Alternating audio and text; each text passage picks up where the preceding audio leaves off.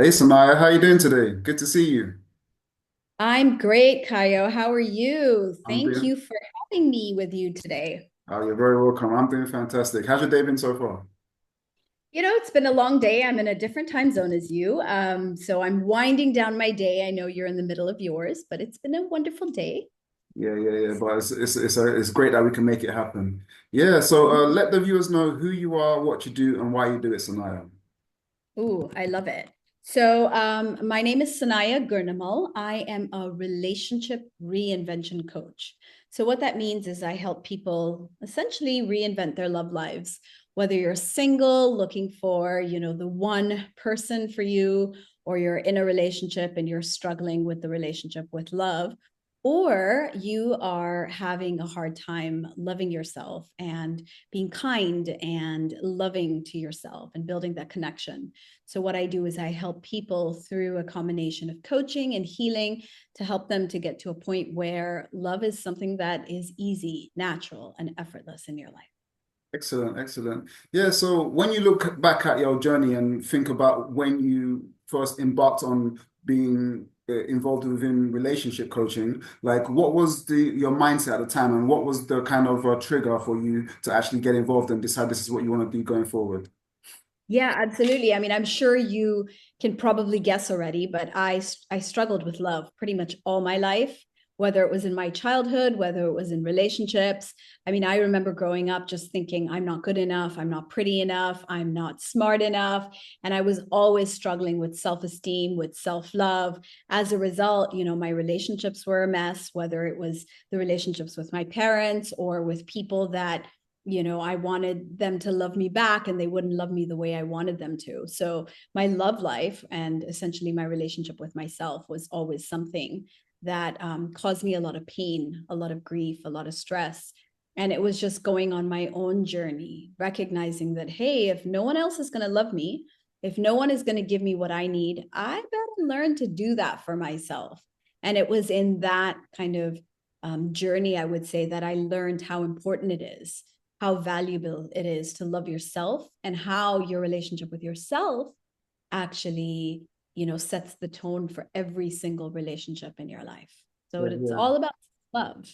Yeah, for sure, for sure. Now, just like you were saying, like we all go through different struggles in relationships and previous relationships, and we navigate through those to get to where we are now. Now, you were mentioning like some of yours were like a lack of self-love, and it was kind of people in your like personal life and professional life and all types of situations was affecting those relationships were affecting you because of that lack of self-love. But looking closer at like the intimate relationships that you had, when you was talking about some of the struggles that you had in those, can you walk us through some of those struggles and what those were like for you and how you kind of navigated through those situations at the time? Yeah, absolutely. So pretty much for my entire 20s, Kayo, I thought everybody else was the problem. I thought my parents didn't understand me. I thought my father was too, stuck on his mindset, or my mother just didn't get what it was like to be, a woman in my generation. I thought the men I dated had commitment issues. I thought they were afraid of love. I always made excuses for why they would behave the way they did. And it was always like it was their fault. They had the issue. And it took me, a lot of soul searching to realize that I had pretty much spent a big part of my life blaming other people for what was wrong in my life. And that just made me a victim. Okay. And as long as they were to blame, I was the victim and this was being done to me. And I remember a quote, some of you, might have heard of this before, but everything that happens to you is for you, not to you. Actually, I flipped it around. It's everything that happens is not happening to you, it's happening for you. It's for you to learn and grow. And I think that all the while I kept thinking that everybody else had to change. While I was doing that and blaming them, I had no power in my life. I had no control. I was just suffering in silence. And it took a lot of healing work, a lot of really understanding how I was creating all these experiences in my own life by the way I was responding or reacting or the choices I was making. So if I was going to be repeatedly dumped by people, it was because I was choosing the wrong kind of people. or I was prioritizing different things. So I had to learn that it was actually all my choices that led me down the path that I had been going down my life almost repeatedly with different people. I learned that taking personal accountability, taking responsibility for everything that was going on in my life, as tempting as it was to blame them, I always had to bring it back to me and see how I had either contributed or created that situation for myself. And it was in that I found freedom, right? I found the freedom to say, hey, it's not about them, it's about me. What different choice do I need to make? What do I need to do differently? And there was a specific moment I'd love to share with you where I had gone on some kind of like a healing journey, like a healing trip. And there was this moment of clarity when I realized, oh my God, every single guy I dated, they didn't have the commitment issue. They had me in common. Therefore, clearly the commitment issue was mine and not theirs. They weren't the problem. It was me, because I was the common denominator in all these relationships that didn't work out. So that was like the moment of truth where I realized, oh my God, it really isn't them. It's me. And that's what unlocked the door to a lot of transformation, a lot of realizations, a lot of taking ownership of my own life choices and experiences and challenges. Yeah. Accountability is definitely a major thing. Sometimes, the pressure is on us to change something in ourselves, and sometimes it's the other person as well. But we can never know the truth if we're not holding ourselves accountable. So when you look back at some of those situations where you were, playing a victim more often, do you look back and feel like things would have been different if you were more accountable at the time, and Yeah. it would have worked out completely differently? Oh, yeah. I love that question, because I think the biggest realization was I always had a choice, right? So if somebody stood me up, for example, I didn't have to continue to go on dates with that person, right? If somebody treated me badly, it's my choice to continue relating with them, continue interacting with them, or just walk away and say, sorry, that's not okay with me. I never drew boundaries. I never communicated to people through my actions what was okay and what was not okay with me. Instead, if they did things that hurt my feelings or they did things that felt like a betrayal, I would just suffer in silence. I would feel bad. I would feel miserable. They did this to me. How could they do this to me? Why me? Go down that spiral. But I never thought, well, you don't actually have to take all of that. You can just walk away and say goodbye. But I stuck around and I allowed these people to do the same things to me over and over again, even though by the first time I should have figured out, like, hey, this is a red flag. By the second time, okay, it's happening again, third time, but I would allow it to continue and then blame them for making me miserable instead of just understanding that that is who they are and I can't change them. I think I grew up with a mindset that you can change people and you can fix them. And that's real love, is like when you fix somebody.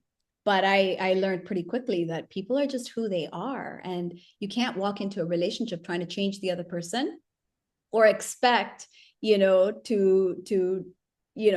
one day suddenly they're going to change and become this person you want them to be. It doesn't work that way. Yeah. You have to be the person you need to be for yourself. So I think that was just the most empowering realization is, wait a minute, I always have a choice. I can say no. I can walk away from this relationship. I can break up. I can communicate that this is not okay with me. These are my boundaries. And these were all things I was very scared to do because I thought if I did that, I would push them away without even considering that it's a good idea to push them away because, they were hurting me more than they were loving me. And it took me a long time. Like sometimes it's these simple things, right, Kayo? Like they sound really simple, but I can't tell you how many people I work with, it's kind of like, oh yeah, I can say no. I can, walk away. I can communicate that this is not okay. But we're so fearful, right? We're so fearful. We want to be loved. We want to be accepted. We want to belong. We want to know that we're not going to be alone forever, that we take a lot of things that we really should not be taking in our relationships. Yeah, And yeah. yeah. Yeah, that is definitely very true, And a lot of people, they look at these kind of situations and they feel like this is just emotional turmoil and mind games, and they kind of like want to distance themselves from relationships for some time, just to find themselves again. And a lot of people, when they go through this stage, they tend to focus more on their professional career and their work life, and they really immerse themselves into that. And sometimes it's to the detriment of their intimate life because along the way they start to because of the distance they've created, they find it difficult to bridge that gap again with their intimate side after focusing so heavily on their professional career. So, in your opinion, when someone has focused so heavily on their professional career for a long period of time, how can they start to bridge that gap again when, it's become foreign to them because of the time away? Oh, 100%. I think this is something that a lot of people are struggling with. In particular, I work with a lot of women who have done really well in their careers, but at the expense of their relationships because there's no time for relationships. Or even working women, who are trying to take care of the family and, also make the income they need, and they have no time to really focus on the relationship. So my advice for anyone who's in that situation is start by having a relationship with yourself, because the person that you abandoned is not so much the other person or the potential partner you could have had. It's really yourself. You abandoned yourself. You stopped having a relationship with yourself. And so if you start with that, you reconnect, take time to do things that make you happy, whether that's doing some self-care or just some quiet time or meditation or yoga, like whatever feels good to you, is start doing things where it's just you and yourself. Take yourself out to dinner. Sit down and think about how your day went and how you would like it to be. Do some visualization or journaling, and just start by having a relationship with yourself, because there's no way you can have a relationship with someone else that's healthy if you don't have one with yourself. And you can also consider it like you're just, you're testing the waters. You're seeing how it feels to think about someone else in your life. You by someone else, I mean by yourself, other than work, that you exist, you matter, you're important, your needs matter. So paying attention to your needs and responding to that, start with that. And as you start to feel good about yourself, it's like your energy goes up. You become more likable to other people. You start attracting people to you. And before you know it, you're going to find yourself interacting with these people that might end up being someone you want to date or get into a relationship with. But you have to start with yourself. That's Yeah. something I think is very important. Yeah, for sure, for sure. Now, another issue that people tend to face in their intimate relationships is certain expectations within those relationships, such as gender roles, for example. Sometimes you might get like one partner saying to their partner, saying like, you spend a lot of time focusing on your work and you don't have a problem with your boss saying this, but when I try and tell you something, I always come second, and I don't feel like you're putting me first in the relationship. And they might feel like, well, how comes I have to put you first? Why can't you put me first? Like that, and they go through this back and forth, and there's kind of this like a gender roles situation going on between them. What is your viewpoint on gender roles within relationships, and how can they really come together and understand their dynamics? Yeah. Kayo, I'm a big believer that you need to come into a relationship feeling whole and complete. What that means is you don't need the other person to meet your needs, to fulfill you. You should come in 100% like whole. You don't need them. You love having them in your life. And I think when you feel very whole and complete and you can rely on yourself, you can meet your own needs, you don't expect, nor do you create expectations for other people to meet, because you don't need it to be happy. But when they do things for you, you're very grateful, you're very thankful, you appreciate that they're doing it, because in your head they don't have to do it, whereas expectations are like, they have to do this, and if they don't, it means they don't love me, it means I'm not important. So actually our problem is not that our expectations are not being met, it's how we translate the defaulting of that expectation, the disappointment that comes from the expectation, how we translate that into how we see ourselves. Oh, they didn't do this, which means I'm not important, I'm not good enough, I'm not attractive enough.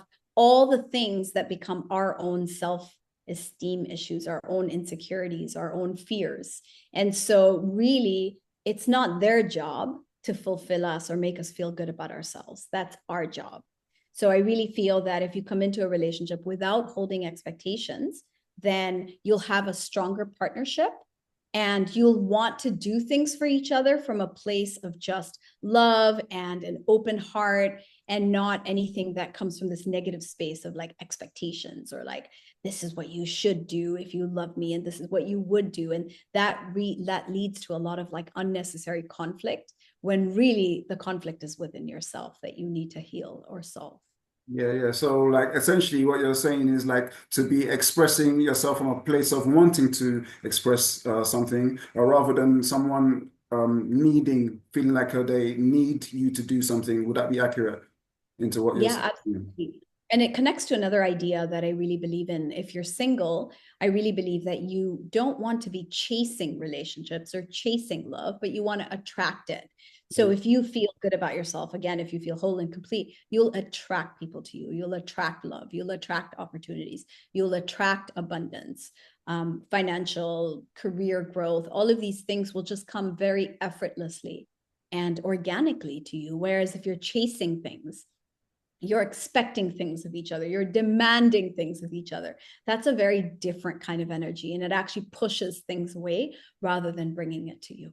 Yeah, yeah, for sure. Now, when people get to the stage where like they feel self-fulfilled and they are able to express themselves and there's no expectations and they're very comfortable in that space that they're in, they tend to look at maybe different types of relationship dynamics because they feel like they don't want to pigeonhole themselves into one way of thinking, and they want to see what's available for them out there. So when they start looking at different relationship dynamics, they can look at things like monogamy versus non-monogamy, right? And to see what's more suitable for them, or what kind of experiences would be more beneficial to their own needs and lifestyle. So in that context, and the fact that we're attracted to different people all the time, what is your viewpoint on monogamy versus non-monogamy?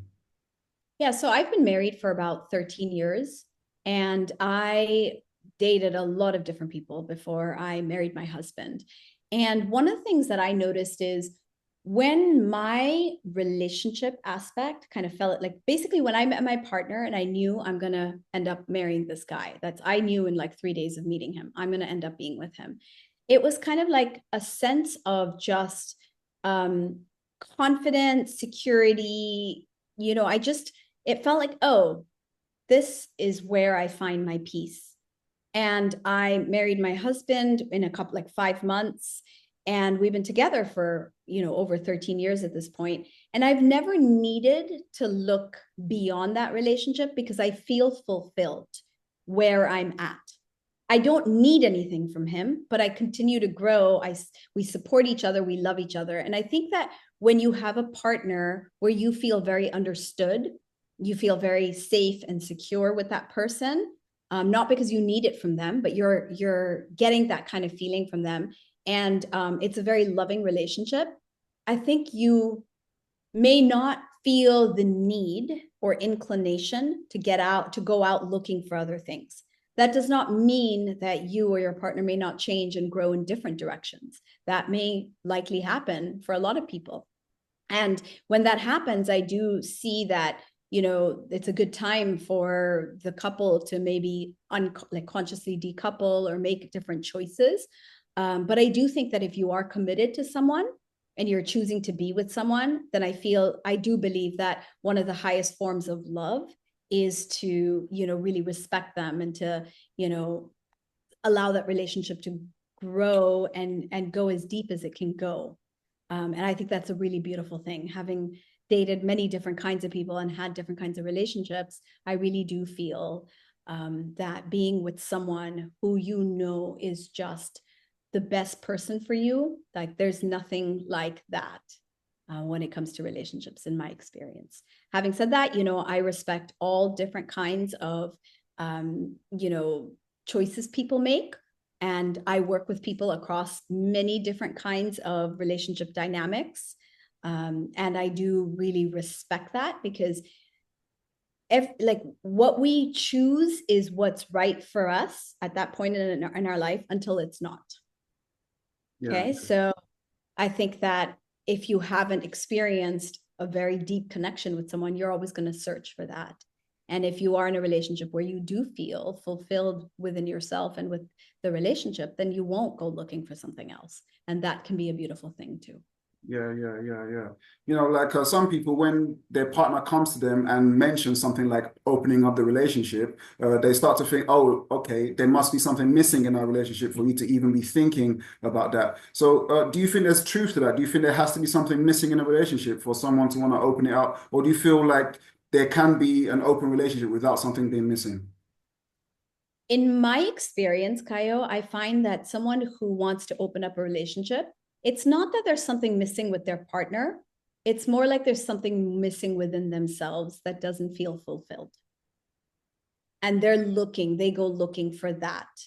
In my work with people who have been through some of this, it's usually some kind of deep-seated trauma or some kind of inner conflict that they might choose to work on because they love their partner and their partner's not happy with that situation.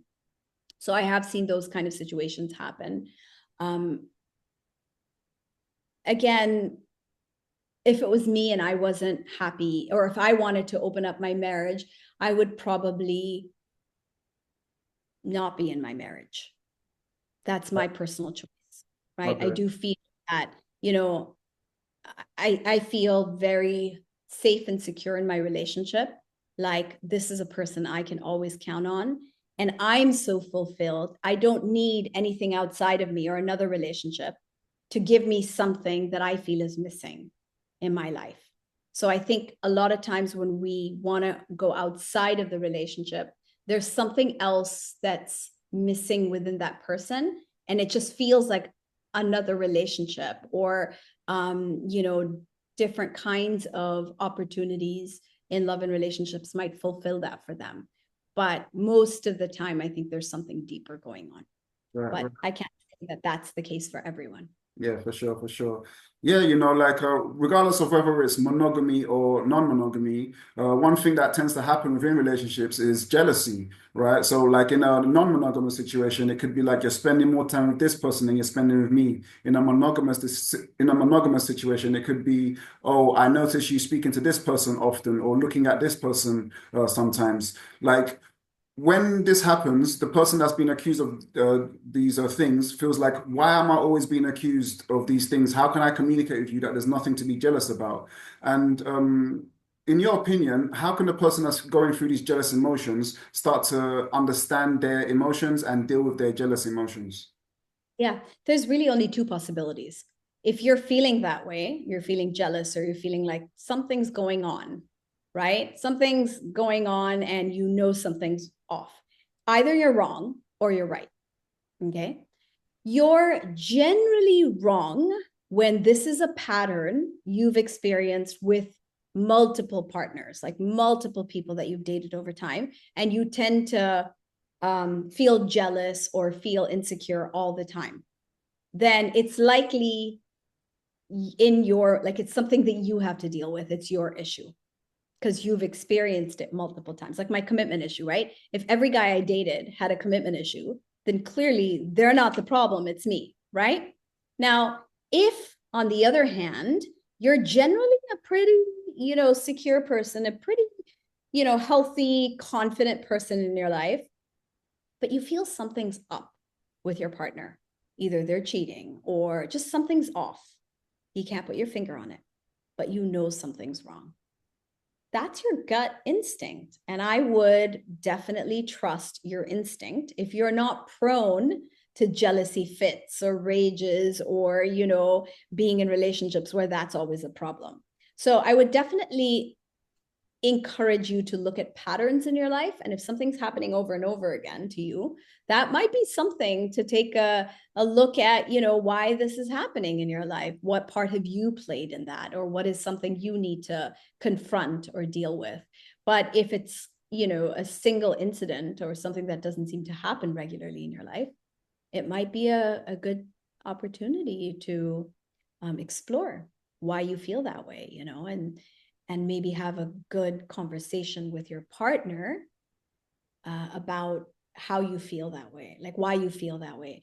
And if you're in a healthy relationship and you tell your partner your insecurities, like when you talk to this girl, it makes me feel insecure. A healthy relationship, your partner will actually not want you to feel bad and will avoid those situations because it doesn't matter to him or her, right? They care about you. So if they're doing something that's making you feel uncomfortable, they will make the effort not to put you through more pain. But if they are hiding something, chances are they'll deny it, and then they'll gaslight and make you think like you're imagining it and that there's something wrong with you, like you're crazy.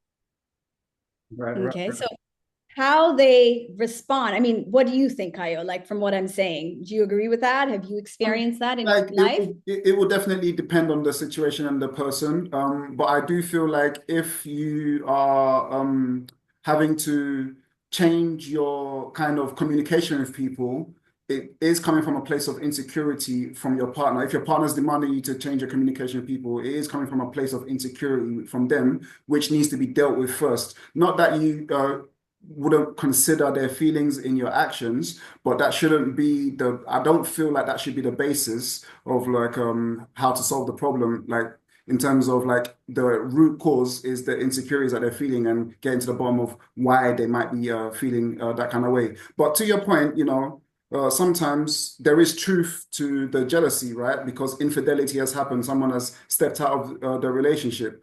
And like some people would say, like, okay, if someone's cheated on me, that's it, it's over. There's no going back from this. You've betrayed our trust. And some people would be like, okay, this has happened, but I feel like we're close enough to work this out and overcome it and grow from here. So, with that being said, what is your viewpoint or opinion on like forgiveness in a relationship after infidelity?